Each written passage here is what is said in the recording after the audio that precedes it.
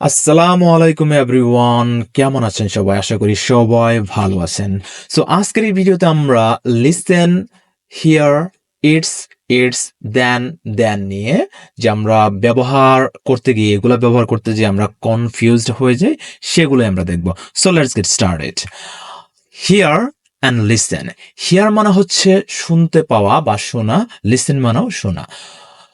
এগুলোর আমরা উদাহরণ দেখব। যেমন হিয়ার, এই হিয়ারটা ব্যবহার করা হয়, হিয়ার মানে শোনা, এটা ব্যবহার করা হয় যখন আমরা আম, কোনো কিছু অনিচ্ছাকৃতভাবে শুনি। আমি শুনতে চাই না কিন্তু কোনো শব্দ আমার কানে পৌঁছায়, তখন আমি এই হিয়ার ব্যবহার করব। আর আমি যখন কোনো কিছু মনোযোগ দিয়ে কোনো কিছু শুনি বা কেউ আমার কথা মনোযোগ দিয়ে শুনে, তখন আমি লিসেন ব্যবহার করব। যেমন I can here the music from the next room.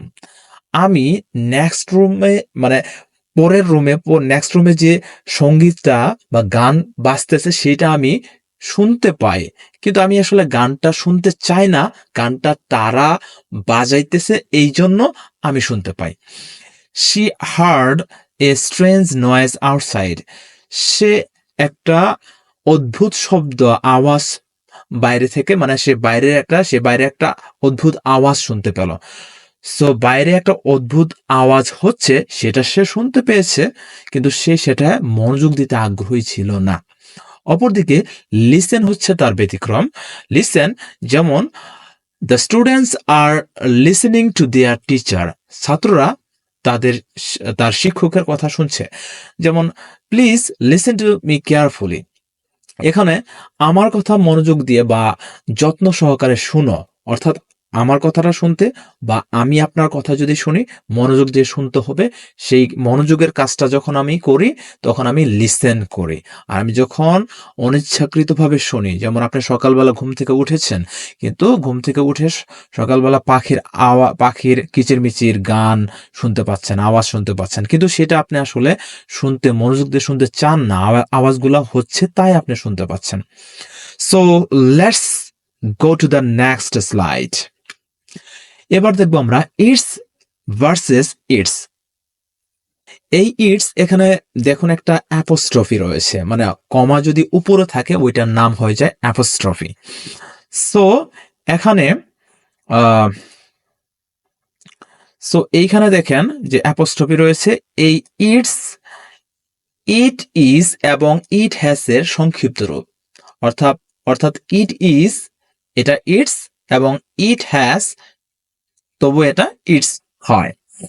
যেমন ইটস রেইনিং আউটসাইড, অর্থাৎ ইট ইজ রেইনিং আউটসাইড। এই ইট ইজ থেকে সংক্ষেপে ইটস তৈরি হয়েছে।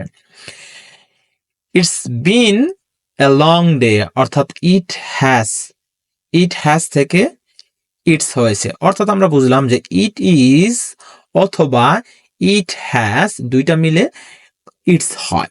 অপরদিকে ইটস এটা সম্পূর্ণ আলাদা।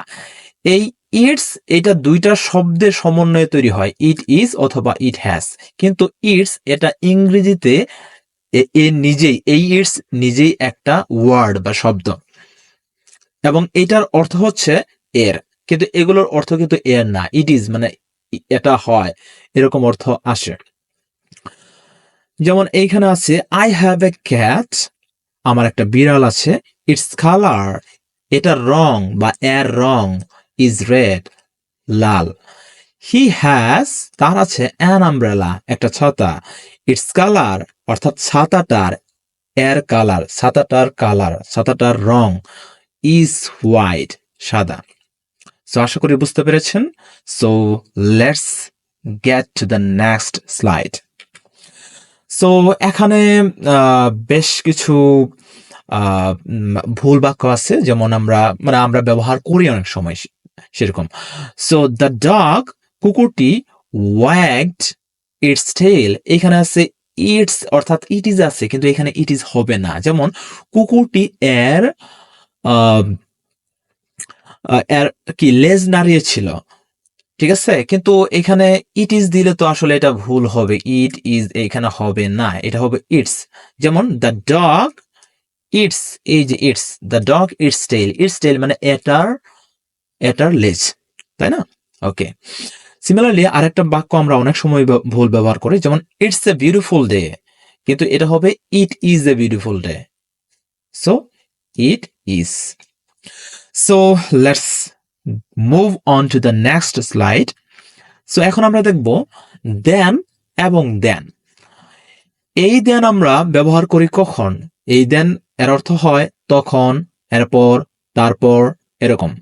সাধারণত সময় অথবা ক্রমানুসারে বুঝাইলে, যেমন একটা কাজ ক্রমানুযায়ী হয়, তখন বর্ণনা ওই জিনিসগুলো বর্ণনা করতে আমরা দেন ব্যবহার করে থাকি সাধারণত। সো ব্যবহার দেখি। আই ফিনিশড মাই হোমওয়ার্ক, আমি আমার হোমওয়ার্ক শেষ করলাম। দেন আই ওয়াচড টিভি, তারপর টিভি দেখলাম। এই যে তারপর, এটার ইংরেজি হচ্ছে দেন। সো এইখানে আরো কিছু এক্সাম্পল আছে। ব্যাক দেন, তখন people did not have smartphone, মানুষদের স্মার্টফোন ছিল না, মানে অতীতকালের কথা বুঝাইছে। হ্যাঁ, একটা সময় বুঝাইছে। ইফ ইউ স্টাডি হার্ড, তুমি যদি কঠোর পড়াশোনা করো, মনোযোগ দিয়ে পড়াশোনা করো, দেন ইউ উইল পাস, তাহলে তুমি পাস করবে। সো আমরা এই দেনের ব্যবহারটা আমরা শিখলাম। তো এইটার ব্যবহারগুলো আমরা নেক্সট স্লাইডে শিখবো। Let's go.